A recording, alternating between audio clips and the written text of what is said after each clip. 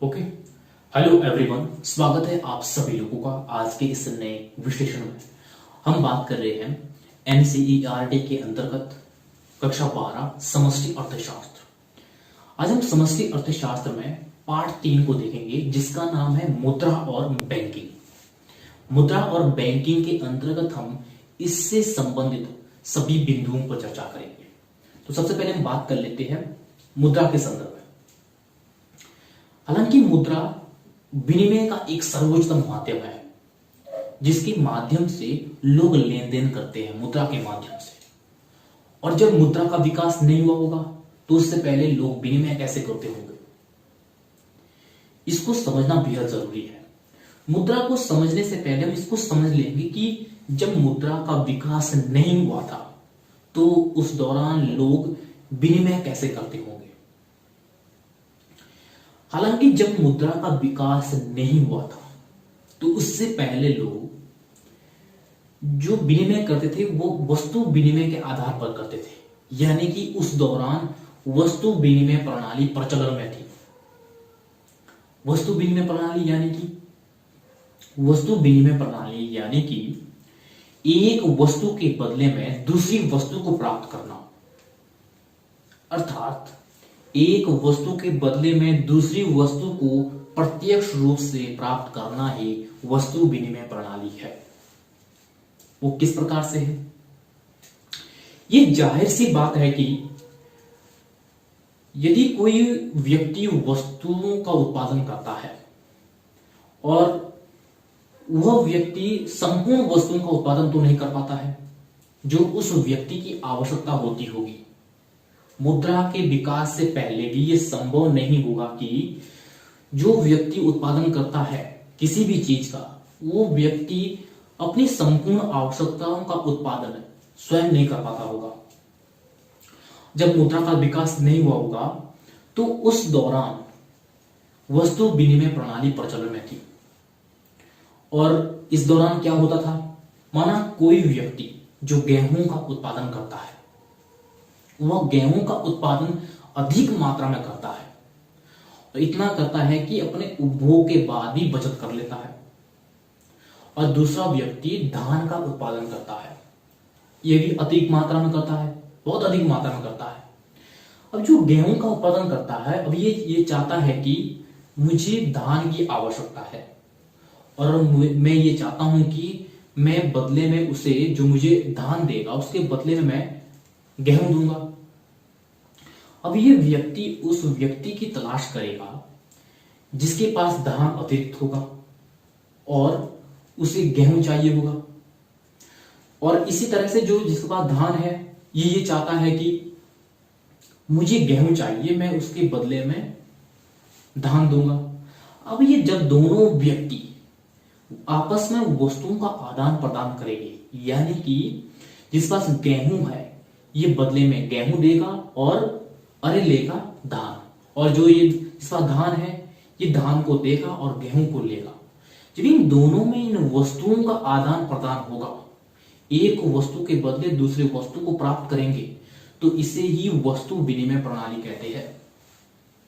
यानी कि माना मेरे पास कोई वस्तु अतिरिक्त है और किसी वस्तु को उस वस्तु की आवश्यकता है, और उस व्यक्ति के पास जो अतिरिक्त वस्तु है वो मेरी आवश्यकता है। जब हम दोनों एक दूसरे के साथ वस्तुओं का आदान प्रदान करेंगे, वही वस्तु विनिमय प्रणाली है। यानी कि जब किसी व्यक्ति के पास अतिरिक्त वस्तु हो और दूसरे व्यक्ति को उस वस्तु की आवश्यकता हो, और उस व्यक्ति के पास जो अतिरिक्त होगी वो मेरी आवश्यकता होगी, जब हम एक दूसरे के साथ वस्तुओं का आदान प्रदान होगा, यही वस्तु विनिमय प्रणाली है। हालांकि जब ये वस्तु विनिमय प्रणाली होती होगी तो इस दौरान लोगों के सामने बहुत बड़ी समस्याएं होती होगी। तो वस्तु विनिमय प्रणाली की कौन कौन सी ऐसी समस्याएं हैं, किन किन कठिनाइयों का सामना करना पड़ता होगा, इसको समझ लेते हैं कि वस्तु विनिमय प्रणाली की कौन कौन सी समस्याएं हैं, कौन कौन सी कठिनाइयां हैं वस्तु विनिमय प्रणाली की। इसको समझ लेते हैं कि कौन कौन सी समस्याएं थी। सबसे पहले जो समस्याएं थी वो ये समस्या थी कि दोहरे संयोग का मिलना कठिन कार्य, यानी कि दोहरे संयोग का करना कठिन कार्य, ये मिलना असंभव था। ये संभव कार्य नहीं था दोहरे संयोग का करना। दोहरा संयोग यानी कि यही संयोग, जिस व्यक्ति के पास गेहूं है और इसका धान है, इनका संयोग मिलना एक बहुत बड़ा कठिन कार्य था। यानी कि जो मेरे पास अतिरिक्त हो और उस वस्तु की दूसरे व्यक्ति को आवश्यकता होनी चाहिए, और जो दूसरे व्यक्ति को अतिरिक्त होगी उसके पास, वो मेरी आवश्यकता होनी चाहिए। ये संयोग मिल पाना ये एक बहुत बड़ा कठिन कार्य था। ये वस्तु विनिमय प्रणाली में सबसे कठिन कार्य था। सबसे पहले ये समस्या थी। तो दूसरी समस्या ये थी कि वस्तुओं का विभाजन को लेकर कई वस्तुएं ऐसी थी जिनका विभाजन नहीं हो पाता है। अगर उन वस्तुओं का विभाजन कर भी लिया जाए तो उस वस्तु की उपयोगिता शून्य हो जाती है, उस वस्तु की उपयोगिता समाप्त हो जाती है। वो कैसे है? माना किसी व्यक्ति के पास पशु है और ये चाहता है कि मुझे इस पशु के बदले में कोई 100 किलो गेहूं दे दे, मैं उसे ये पशु दे दूंगा। अब जिस व्यक्ति के पास गेहूं अतिरिक्त है उसके पास केवल 50 किलो गेहूं है और उसे भी पशु चाहिए, उसे भी बड़ी जरूरत है उस पशु की। अब वो व्यक्ति जब जाता है उस व्यक्ति के पास जिसके पास पशु है और उसे चाहिए 100 किलो गेहूं, जबकि उसके पास 50 किलो गेहूं है। अब इन दोनों का संयोग नहीं मिल पाएगा। अगर इन जो ये वस्तु है, जो पशु है, इसका विभाजन कर लिया जाए तो इसकी उपयोगिता शून्य हो जाएगी। इसकी उपयोगिता जिसका ये पशु है उसके लिए भी शून्य हो जाएगी और जो इस पशु को ले जाएगा इसके लिए भी शून्य हो जाएगी। तो इस तरह से कई वस्तुएं ऐसी है जिनका विभाजन नहीं किया जाता है। अगर इन वस्तुओं का विभाजन कर लिया जाए तो ये इन वस्तुओं की उपयोगिता समाप्त हो जाएगी। तो ये समस्या थी वस्तु विनिमय प्रणाली के दौरान। और जो अगली समस्या है, तीसरी समस्या, वो ये थी कि विनिमय दर को निर्धारण को लेकर कि वस्तु विनिमय प्रणाली में विनिमय दर का निर्धारण किस प्रकार से किया जाए, यानी कि किस प्रकार से वस्तु विनिमय दर को निर्धारित किया जाए कि किस वस्तु के बदले में किस वस्तु की कितनी मात्रा दी जाए। वो कैसे? माना किसी व्यक्ति के पास बर्तन है, वो बर्तन अधिक मात्रा में बनाता है और उसके पास कोई ऐसा व्यक्ति आता है जो 10 किलो गेहूं लेके आता है और उसे बर्तन चाहिए। अब ये समस्या है कि 10 किलो गेहूं के बदले में कितने बर्तन दिए जाए, कितनी मात्रा दी जाए, ये बहुत बड़ी समस्या थी। तो इस तरह से जो विनिमय दर का निर्धारण है इसको लेकर भी समस्या थी। और जो अगली समस्या थी, चौथी समस्या, हम मान लेते हैं इसको चौथी समस्या, कई वस्तुएं ऐसी थी जो शीघ्र समाप्त हो जाती है। शीघ्र समाप्त होने वाली वस्तु के सामने ये समस्या थी कि न तो इसका भंडारण हो पाता है और ना इसके बदले में एक ऐसा संयोग मिल पाता है बड़ी आसानी से कि इन वस्तुओं का जल्दी से आदान प्रदान हो जाए। माना कोई व्यक्ति ऐसे वस्तुओं का उत्पादन अधिक मात्रा में करता है जो वस्तुएं शीघ्र तो खराब हो जाती है, समाप्त हो जाती है। ये वस्तुएं, एक तो इन वस्तुओं के बदले में दोहरा संयोग मिल पाना बहुत कठिन कार्य है और इसका भंडारण अधिक समय तक नहीं कर सकते हैं क्योंकि ये शीघ्र खराब हो जाती है। तो इस तरह से उन लोगों के सामने बहुत बड़ी समस्या थी कि जो इन वस्तुओं का उत्पादन करते थे जो शीघ्र समाप्त हो जाती है, शीघ्र खराब हो जाती है। और अगली समस्या, पांचवी समस्या है, ये समस्या की संपत्ति को स्थानांतरण को लेकर कि संपत्ति का स्थानांतरण कैसे किया जाए। मुद्रा का विकास नहीं हुआ था और वस्तु विनिमय प्रणाली के दौरान संपत्ति का हस्तांतरण कैसे किया जाए। माना कोई व्यक्ति एक स्थान से दूसरे स्थान पर निवास करना चाहता है। अब जिस स्थान पर वो अभी निवास कर रहा है वहां पर उसका मकान है, जमीन होगी। तो इस तरह से अब इस संपत्ति को कैसे उस स्थान से दूसरे स्थान पर ले जाया जाए, इसको लेकर बहुत बड़ी समस्याएं थी। इस तरह से वस्तु विनिमय प्रणाली की ये समस्याएं थी। और जैसे जैसे मुद्रा का विकास होता गया तो ये समस्याएं दूर होती गई, यानी कि मुद्रा के विकास के बाद लोगों का जीवन थोड़ा सुलभ होने लगा। तो यहां पे हम ये समझने का प्रयास करेंगे कि मुद्रा किसे कहा जाता है, यानी कि मुद्रा क्या है। मुद्रा एक विनिमय का एक सर्वोच्चतम माध्यम है, यानी कि मुद्रा एक ऐसी मध्यवर्ती वस्तु है जिसके माध्यम से लोग क्रय विक्रय करते हैं। वो कैसे? माना कोई व्यक्ति वस्तु एवं सेवाओं का उत्पादन करता है, वह उन वस्तु एवं सेवाओं को बेचता है और उसके बदले में उससे मुद्रा प्राप्त होती है। अब वो उस मुद्रा से अपनी आवश्यकता की अन्य वस्तु और सेवाओं को प्राप्त कर सकता है जब चाहे तब।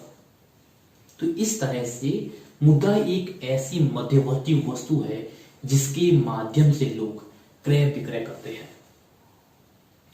तो यहां पे हम मुद्रा के कार्य को समझने का प्रयास करेंगे इसके बाद कि मुद्रा के कौन कौन से कार्य हैं। हालांकि मुद्रा के कार्य को 3 भागों में बांटा गया है, जिसमें कि सबसे पहले प्राथमिक कार्य। प्राथमिक कार्य में हम सबसे पहले जानेंगे कि मुद्रा एक विनिमय का माध्यम है, यानी कि मुद्रा के माध्यम से क्रय विक्रय किया जाता है। यह एक विनिमय का माध्यम है जिसके माध्यम से क्रय विक्रय होता है। वो कैसे होता है? माना कोई व्यक्ति उत्पादन करता है, वो उस उत्पादन को बेचता है मुद्रा के बदले में, उसे मुद्रा प्राप्त होती है। अब वो उस मुद्रा से जब चाहे तब किन्हीं वस्तुओं को खरीद सकता है, वस्तु एवं सेवाओं को। तो इस तरह से मुद्रा एक विनिमय का माध्यम है। और प्राथमिक कार्य में दूसरा कार्य है मूल्य का मापक। मुद्रा एक मूल्य का मापक है। मुद्रा के माध्यम से प्रत्येक वस्तु एवं सेवाओं के मूल्य निर्धारित किए जाते हैं, जिस मूल्यों पर उन वस्तु एवं सेवाओं को खरीदा जाता है। यानी कि कितनी मुद्रा के बदले में कितनी वस्तु और सेवाओं को दिया जाए, या ये कहा जा सके कि कितनी वस्तु के लिए एवं सेवाओं के लिए कितनी मुद्रा दी जाए। तो इस तरह से मुद्रा एक मूल्यों का मापक है, जिसके माध्यम से जिन मूल्यों के आधार पर उन वस्तु एवं सेवाओं को खरीदा जाता है। तो इस तरह से मुद्रा एक मूल्य मापक है। और मुद्रा के कार्य में जो दूसरा भाग है वो है सहायक कार्य। सहायक कार्य या इसे कहा जाता है गौण कार्य। सहायक कार्य में सबसे पहले हम ये जानेंगे कि स्थगित भुगतान का आधार है मुद्रा। स्थगित भुगतान का आधार कैसे है? जब कोई व्यक्ति किन्हीं वस्तु और सेवाओं को प्राप्त करता है और उन वस्तु एवं सेवाओं का भुगतान उसी दौरान ना किया जाए, उस व्यक्ति के द्वारा उसी दौरान उन वस्तु एवं सेवाओं का भुगतान ना किया जाए, कुछ दिनों के बाद किया जाए या कुछ महीनों के बाद किया जाए, तो इसे ही स्थगित भुगतान कहा जाता है। यानी कि मुद्रा के विकास के बाद स्थगित भुगतान को कहीं ना कहीं स्थगित भुगतान ये संभव हो पाया है। बड़े बड़े उद्योगों एवं कारोबारों में ये अक्सर देखा जाता है, जब किन्हीं वस्तु एवं सेवाओं को उन उत्पादन प्रक्रियाओं में लिया जाता है तो भुगतान उसी दौरान नहीं होता है, कुछ दिनों के बाद या कुछ महीनों के बाद होता है। तो इस तरह से मुद्रा के विकास के बाद यह संभव हो पाया है। तो इसलिए यह कहा जा सकता है कि मुद्रा स्थगित भुगतान का आधार है। और सहायक कार्य में जो तीसरा कार्य है वो है मूल्य संचय का आधार। मूल्य संचय का आधार, मुद्रा एक मूल्य संचय का आधार है। वो कैसे है? अब व्यक्ति मुद्रा के रूप में अपने पास संचय कर सकता है। यानी कि कैसे? जब कोई व्यक्ति किन्हीं वस्तु एवं सेवाओं का उत्पादन करेगा, वह जब जितना चाहे उतना उत्पादन करे, उसे बेचेगा और उससे उससे मुद्रा प्राप्त होगी। उस मुद्रा को वो संचय करेगा। वो भविष्य की चुनौतियों को देखकर और भविष्य की उसकी आवश्यकताओं को देखते हुए उसके लिए वो संचय कर सकता है। और उस संचय में से, उस संचय कोष में से वह जब चाहे तब खर्च कर सकता है, यानी कि अपनी आवश्यकता की वस्तु एवं सेवाओं को प्राप्त कर सकता है। तो इस तरह से मुद्रा संचय का एक आधार है, यानी कि मूल्य संचय का एक आधार है। और मुद्रा के कार्य में जो तीसरा भाग है वो है आकस्मिक कार्य। आकस्मिक कार्य में सबसे पहले हम ये जानेंगे कि ये एक निर्णय का वाहक है। मुद्रा एक निर्णय का वाहक है। वो किस प्रकार से है? जब लोगों के पास मुद्रा होगी तब वह किसी भी समय जब चाहे तब निर्णय ले सकता है। वह निर्णय किसी भी रूप में हो सकते हैं। उत्पादन को लेकर हो सकते हैं, कहीं घूमने को लेकर हो सकते हैं, यानी कि किसी भी चीज को लेकर कोई निर्णय ले सकता है। ये बस शर्त यह है कि उसके पास मुद्रा होनी चाहिए। तो इसीलिए मुद्रा एक निर्णय का वाहक है। वो किस तरह से है? माना कोई व्यक्ति उत्पादन करना चाहे, वह ये निर्णय ले सकता है उत्पादन का, क्योंकि मुद्रा का विकास अब हो गया है। अब वह उस उत्पादन को लेकर जिन जिन वस्तुओं एवं मशीनरियों की आवश्यकता होगी और सेवाओं की आवश्यकता होगी वो मुद्रा के माध्यम से प्राप्त कर सकता है। ये निर्णय ले सकता है उत्पादन को लेकर। अब वो इसका निर्णय बदल जाए और उस उत्पादन को बंद करना चाहे, तो वहां पर लगी मशीनरी एवं जो अन्य वस्तुएं एवं सेवाएं होगी उनको वो बेच सकता है और बदले में उसे मुद्रा प्राप्त होगी। तो इस तरह से यह कहा जा सकता है कि मुद्रा एक निर्णय का वाहक है। आकस्मिक कार्य में ही दूसरा कार्य वो है, ये आय वितरण का एक आधार है। वो किस प्रकार है? जब कोई व्यक्ति उत्पादन करता है, उस उत्पादन में जो उत्पादक के जो कारक होते हैं वो होते हैं भूमि, श्रम, पूंजी, साहस। ये कारक होते हैं। अब जो ये उत्पादन किया गया है, अब इनमें वितरण करना है। वो वितरण किया जाता है कि किस किस मात्रा में किस किस कारक की भूमिका है उत्पादन में, उसी मात्रा में वितरण होता है उत्पादन का। अब जो ये उत्पादन किया गया है इसको वितरण करना है। अब जब वितरण होगा तो वह उस कारक की आय कहलाएगी, यानी कि जिसने सेवा की है, जिसका उसमें योगदान है उत्पादन में, वो उसकी आय कहलाएगी जब वो वितरण होगा। तो इस तरह से मुद्रा के विकास के बाद आय के वितरण में कहीं ना कहीं एक सुलभता महसूस हुई। अब हम मुद्रा के दोष को समझने का प्रयास करेंगे। हालांकि प्रत्येक पहलू के दो पक्ष होते हैं, सकारात्मक और नकारात्मक। तो यहां पर हम मुद्रा के दोष को समझने का प्रयास करेंगे कि मुद्रा के कौन कौन से दोष हैं। सबसे पहले जो दोष है वो है आय वितरण में विषमताएं। आय वितरण में विषमताएं वो किस रूप में है? मुद्रा के विकास के बाद संसाधनों का बहुत बड़ा हिस्सा कुछ लोगों के पास केंद्रीकृत हो गया है, यानी कि बहुत बड़ी संख्या में संसाधन कुछ ही लोगों के पास केंद्रित है, जिससे कि समाज में असमानताएं देखने को मिलती है। यानी कि आय के असमान वितरण को की वजह से लोगों में असमानताएं देखने को मिलती है, जिससे कि अमीरी एवं गरीबी और इनके बीच की जो खाई है वो निरंतर बढ़ती जा रही है, क्योंकि संसाधन कुछ लोगों के पास केंद्रीकृत है। संसाधन के ऊपर कुछ ही लोगों का कब्जा है। और जो दूसरा दोष है वो है वर्ग संघर्ष। वर्ग संघर्ष यानी कि जब आय वितरण में असमानता होगी और समाज में असमानताएं देखने को मिलेगी, तो इससे क्या होगा? इससे ये होगा कि लोगों में वर्ग एवं गुटों में समाज विभाजित होने लगेगा, जिसमें कि पूंजीपति वर्ग, श्रमिक वर्ग, इनमें निरंतर संघर्ष होता रहेगा। क्योंकि अमीरी एवं गरीबी के बीच की जो खाई है वो इतनी बड़ी खाई है और निरंतर इसमें वृद्धि हो रही है इन खाइयों के बीच। तो इस तरह से मुद्रा के विकास के बाद देखा गया है कि लोगों में वर्ग संघर्ष देखने को मिला है। और तीसरा दोष है वो ये है कि लोगों में ऋणग्रस्तता में वृद्धि होने लगी है। ऋणग्रस्तता में वृद्धि किस तरह से? मुद्रा के विकास के बाद लोग ऋण को बढ़ावा देने लगे हैं, यानी कि लोग ऋण लेने लगे हैं, जिससे कि ऋण इतने अधिक मात्रा में लेने लगे हैं कि अपव्यय में वृद्धि होने लगी है, यानी कि अनावश्यक व्यय में वृद्धि होने लगी है, जिससे कि वस्तु एवं सेवाओं की कीमतों में निरंतर वृद्धि होती गई है। और इस वृद्धि के कारण कई अनेक समस्याओं को जन्म मिला है। इस तरह से ये मुद्रा के दोष है। और इससे आगे जो बैंकिंग से संबंधित है, और मुद्रा के संदर्भ में बात कर ली है, और जो ये बैंकिंग है जिसमें कि भारतीय रिजर्व बैंक और वाणिज्य बैंक, इसके संदर्भ में बात करेंगे अगले भाग में, क्योंकि आज काफी चर्चा हो गई है।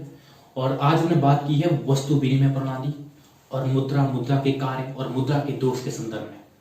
और अगले भाग में हम बात करेंगे बैंकिंग से संबंधित, जिसमें कि भारतीय रिजर्व बैंक और वाणिज्य बैंक के संदर्भ में। और आप सभी लोगों का बहुत धन्यवाद। अगर आपने हमारे चैनल को अभी तक सब्सक्राइब नहीं किया है तो कृपया करके आप हमारे चैनल को सब्सक्राइब कर दीजिए। आप लोगों का बहुत धन्यवाद।